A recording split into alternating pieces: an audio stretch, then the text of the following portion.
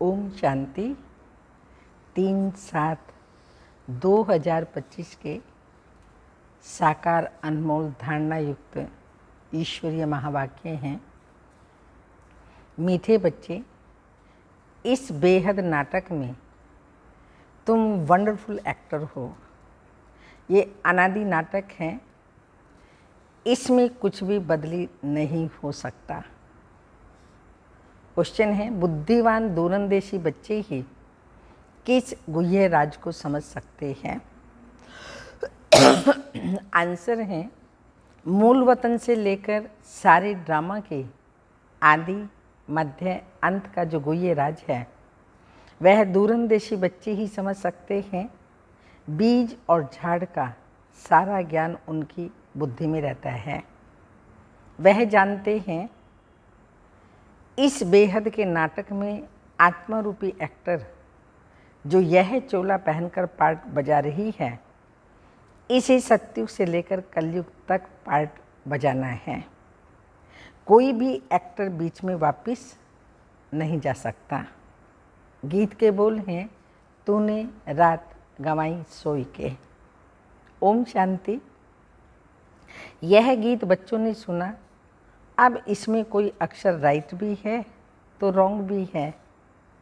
सुख में तो सिमरन किया ही नहीं जाता, दुख को भी आना है जरूर। दुख हो तब तो सुख देने के लिए बाप को आना पड़े। तो मीठे मीठे बच्चों को मालूम है, अभी हम सुख धाम के लिए पढ़ रहे हैं। शांति धाम, सुख धाम। पहले है मुक्ति, फिर होती है जीवन मुक्ति।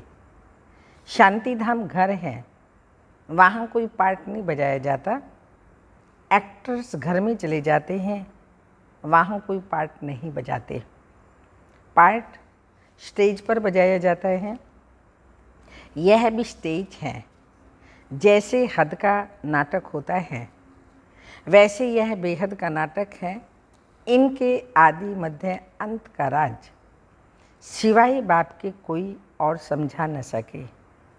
वास्तव में ये यात्रा अथवा युद्ध अक्षर सिर्फ समझाने में काम आते हैं, बाकी इसमें युद्ध आदि की कुछ बात ही नहीं। यात्रा भी अक्षर है, बाकी है तो याद ना। भगवान को याद करना, शिव बाबा को याद करना, ये यात्रा आदि बाबा ने कहा बोला जाता है, बाकी इसकी बात नहीं है। याद करते करते पावन बन जाएंगे। ये यात्रा पूरी भी यहाँ ही होनी है, कहाँ जाना नहीं है। तो बच्चों को समझाया जाता है पावन बनकर अपने घर जाना है। अपवित्र तो जा न सके, अपने को आत्मा समझना है। मुझे आत्मा में सारे चक्र का पार्ट है। अभी वह पार्ट पूरा हुआ है तो बाप राय देते हैं, राय बहुत सहज है, मुझे याद करो। बाकी बैठे तो यहाँ ही हो, कहाँ जाते नहीं हो। तो बाप आकर कहते हैं मुझे याद करो तो तुम पावन बन जाएंगे। युद्ध कोई है नहीं, अपने को तमो प्रधान से सतो प्रधान बनाना है। माया पर जीत पानी है, बच्चे जानते हैं। 84 का चक्र पूरा होना है। भारत सतो प्रधान था, उसमें जरूर मनुष्य ही होंगे। जमीन थोड़ी बदलेगी। अभी तुम जानते हो हम सतो प्रधान थे, फिर तमो प्रधान बने हैं, अब फिर सतो प्रधान बनना है। मनुष्य पुकारते भी हैं कि आकर हमको पतित से पावन बनाओ, परंतु वो कौन हैं, कैसे आते हैं, कुछ भी नहीं जानते। अभी बाबा ने तुम्हें समझदार बनाया है। कितना ऊंच मर्तबा तुम पाते हो। वहाँ के गरीबी भी बहुत ऊंच हैं यहाँ के साहूकारों से। भले कितने भी बड़े बड़े राजाएं थे, धन बहुत था, परंतु है तो विकारी ना। इनसे वहाँ भी साधारण प्रजा भी बहुत उच्च बनती है। बाबा फर्क बतलाते हैं। रावण का परछाया आने से पतित बन जाते हैं। निर्विकारी देवताओं के आगे अपने को पतित कह माथा टेकते रहते हैं, तो बाप यहाँ आते हैं तो फट से ऊंच चढ़ा देते हैं। सेकंड की बात है, अभी बाप ने तीसरा नेत्र दिया है ज्ञान का। तुम बच्चे दूरन देशी बन जाते हो। ऊपर मूल वतन से लेकर सारे ड्रामा का चक्र तुम्हारी बुद्धि में है। जैसे हद का ड्रामा देखकर फिर आए सुनाते हैं ना, क्या क्या देखा बुद्धि में भरा हुआ है जो वर्णन करते हैं, आत्मा में भरकर आते हैं, फिर आकर डिलीवरी करते हैं। यह फिर है बेहद की बातें। तो तुम बच्चों की बुद्धि में है इस बेहद ड्रामा के आदि मध्य अंत का राज जो रिपीट होता रहता है। उस बेहद के नाटक में तो एक एक्टर निकल जाता है, फिर बदले में दूसरा आ सकता है। कोई बीमार हुआ तो उनके बदले फिर दूसरा ऐड कर देंगे। यह तो चैतन्य ड्रामा है, इसमें जरा भी अदली बदली नहीं हो सकती। तुम बच्चे जानते हो हम आत्मा हैं, ये शरीर रूपी चोला है जो पहनकर हम बहुरूपी पार्ट बजाते हैं। नाम रूप देश काल फीचर्स बदलते जाते हैं। एक्टर्स को अपनी एक्ट का तो मालूम ही होता है ना, तो बाप बच्चों को यह चक्र का राज तो समझाते रहते हैं। सत्युग से लेकर कलयुग तक आते हैं, फिर जाते हैं, फिर नई सिर आकर पार्ट बजाते हैं। इनकी डिटेल समझाने में टाइम लगता है। बीच में भल नॉलेज है, फिर भी समझाने में टाइम तो लगता है ना। तुम्हारी बुद्धि में सारा बीज है और झाड़ का राज है। सो भी जो अच्छे बुद्धिवान हैं वही समझते हैं इसका बीज ऊपर में है। उनकी उत्पत्ति पालना संहार कैसे होता है, इसलिए त्रिमूर्ति भी दिखाया है। ये समझानी जो बाप देते हैं और कोई भी दे न सके। जब यहाँ आए तब पता पड़े, इसलिए तुम सबको कहते हो यहाँ आकर समझो। कोई बहुत कट्टर होते हैं तो कहते हैं हमको कुछ सुनना ही नहीं है। कोई तो फिर सुनते भी हैं। कोई लिटरेचर लेते हैं, कोई नहीं लेते। तुम्हारी बुद्धि अभी कितनी विशाल दूरंदेशी हो गई है। तीनों लोगों को तुम जानते हो। मूल वतन जिसको निराकारी दुनिया कहा जाता है, बाकी सूक्ष्म वतन का तो कुछ है ही नहीं। कनेक्शन सारा मूल वतन सूक्ष्म वतन से है, बाकी सूक्ष्म वतन तो थोड़ा टाइम के लिए है। सिर्फ संगम युग पर ही होता है और किसी युग में सूक्ष्म वतन नहीं होता। बाकी आत्माएं सब ऊपर से यहाँ आती हैं पार्ट बजाने। ये झाड़ सब धर्मों का नंबरवार है। यह है सत्युग का झाड़ और बिल्कुल एक्यूरेट है।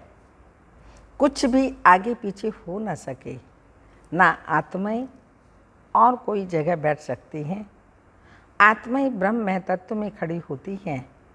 जैसे स्टार्स आकाश में खड़े हैं, ये स्टार्स तो दूर से छोटे छोटे देखने में आते हैं।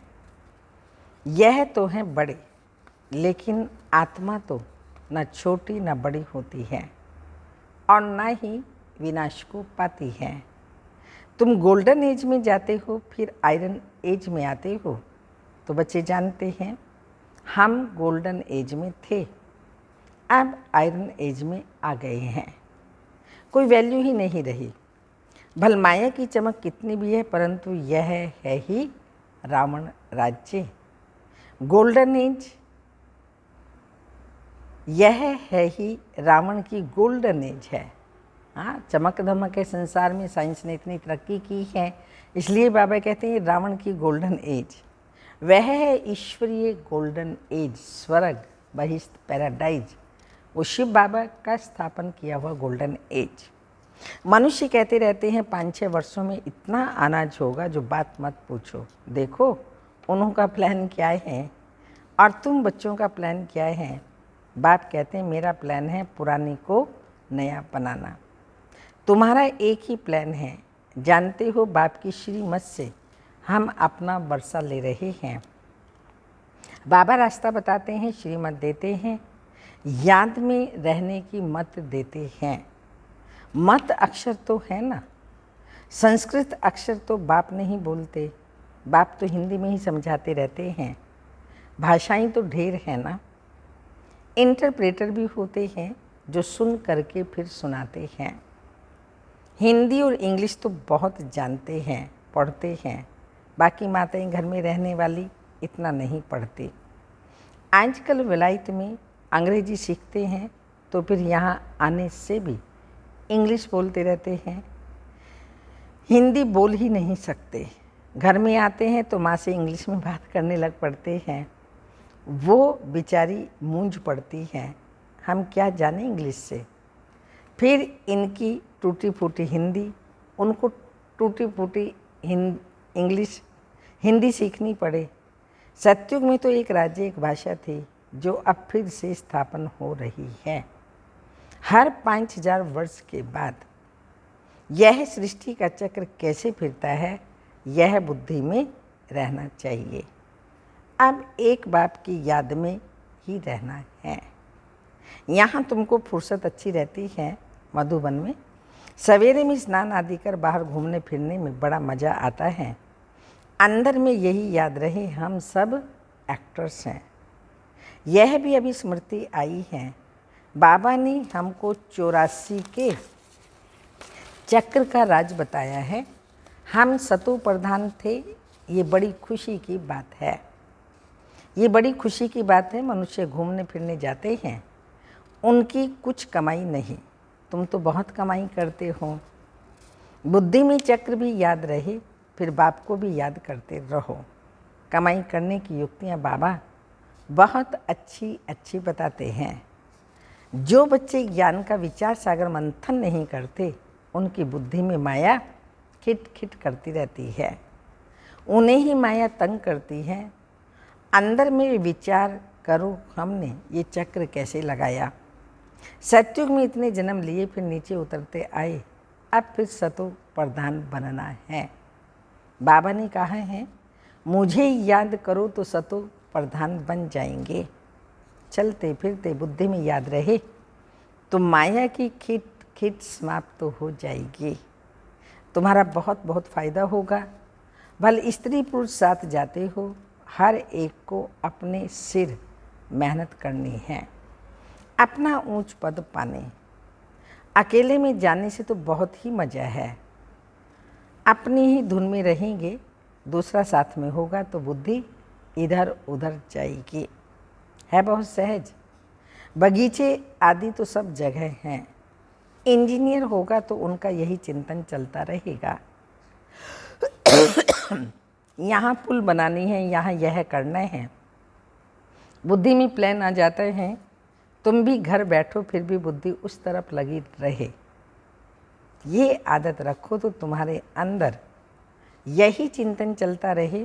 पढ़ना भी है, धंधा भी करना है, बूढ़े जवान बच्चों आदि सबको पावन बनाना है। आत्मा को हक है बाप से वर्षा लेने का।